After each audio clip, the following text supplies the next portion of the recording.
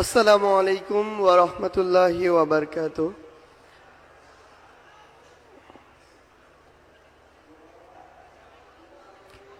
চব্বিশের অভ্যুত্থান পরবর্তী আজকে এমন একটি সমাবেশে উপস্থিত হয়েছি, যেই সমাবেশের যে মানুষগুলো উপস্থিত রয়েছেন তারা আমার চব্বিশের অভ্যুত্থানের সহযোদ্ধা।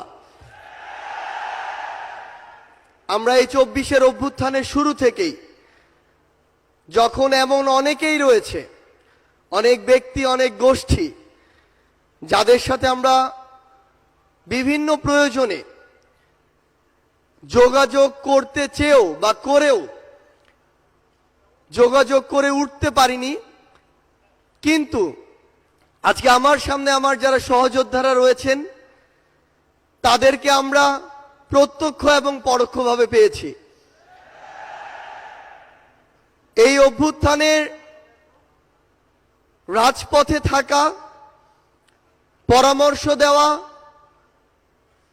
গুরুত্বপূর্ণ পদক্ষেপে সহযোদ্ধার মতো ভূমিকায় থাকার কাজগুলো করেছিল বাংলাদেশ ইসলামী ছাত্র শিবির। আমরা আমাদের জায়গা থেকে স্পষ্ট একটি জিনিস বলতে চাই, যে কেউ কোনোদিন কোনো সত্যকে চাপিয়ে রাখতে পারে না। সত্য প্রকাশিত হওয়া সময়ের শুধু অপেক্ষা। এই ফ্যাসিস্ট বিরোধী যে এক বিপ্লব, এই বিপ্লবে আমার সামনে উপস্থিত থাকা আমার সহযোদ্ধাদের বিপ্লবী সালাম। বিগত 16 বছরে খুনি শেখ হাসিনা যাকেই তার পটেনশিয়াল থ্রেট মনে করেছিল, তাকেই যেভাবে পেরেছে নানা উপাধি দিয়ে, নানা তকমা দিয়ে, ব্লেম গেম খেলা যেটি ছিল সেই খেলায় মেতে উঠেছিল। আমরা দেখেছি অনেক নিরপরাধ মানুষকে, অনেক নিরপরাধ আলেম ওলামাকে কিভাবে শুধুমাত্র তার পটেনশিয়াল থ্রেট মনে করার কারণে জেলখানা থেকে শুরু করে হামলা, মামলা, নির্যাতনের মাধ্যমে হত্যা করেছে। আমরা আমাদের জায়গা থেকে মনে করি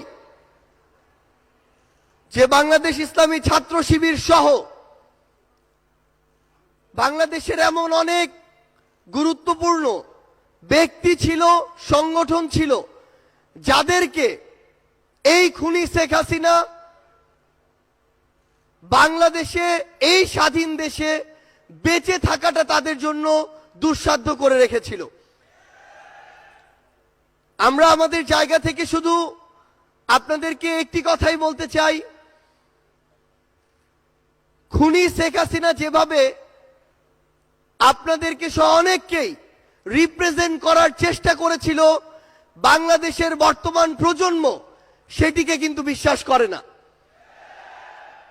বর্তমান প্রজন্ম ততটুকু বিবেকবোধ সম্পন্ন বলেই এই ফ্যাসিস্ট খুনিকে এই দেশ থেকে বিতাড়িত করেছে, এবং তার দেয়া প্রেসক্রিপশন আগামীর প্রজন্ম হজম করে না বলেই তাকে এই দেশ ছাড়া করা হয়েছে। আমরা বিশ্বাস করি আপনারা আপনাদের কাজের মধ্য দিয়ে পুরো বাংলাদেশের মানুষের কাছে আপনাদের গ্রহণযোগ্যতা সর্বোচ্চ পর্যায়ে নিয়ে যাবেন, এবং আমাদের সবকিছুর আগে, ব্যক্তির আগে, গোষ্ঠীর আগে, দলের আগে পুরো দেশের মানুষ এবং দেশের এই প্রায়োরিটিটি যেন আমাদের মাঝে থাকে। আমরা বিশ্বাস করি 24-এর অভ্যুত্থানে আমরা একসাথে হাতে হাত রেখে, কাঁধে কাঁধ মিলিয়ে, এমনকি পরিকল্পনার টেবিলে একসাথে বসে যেভাবে আমাদের কাজগুলো করেছি, আগামীর বাংলাদেশ গঠনে দেশের স্বার্থকে সবার আগে রেখে আমরা একইভাবে ঐক্যবদ্ধভাবে কাজ করে যাব। আমরা বিশ্বাস করি আমাদের চিন্তা ভাবনা যতদিন সৎ থাকবে, আমাদের কাজ যতদিন দেশ ও দেশের মানুষের জন্য থাকবে, ততদিন খুনি হাসিনার মতো যারাই আমাদের প্রতিবন্ধকতা হিসেবে সামনে আসুক না কেন, আমরা ঐক্যবদ্ধভাবে তাদেরকে প্রতিহত করতে পারবো। আজকে এই কেন্দ্রীয় সমাবেশে আপনারা যারা উপস্থিত হয়েছেন, আপনাদের সকলকে এই অভ্যুত্থান পরবর্তী নতুন বাংলাদেশে, সংগ্রামের বাংলাদেশে আমরা সংগ্রামী শুভেচ্ছা জানাতে চাই।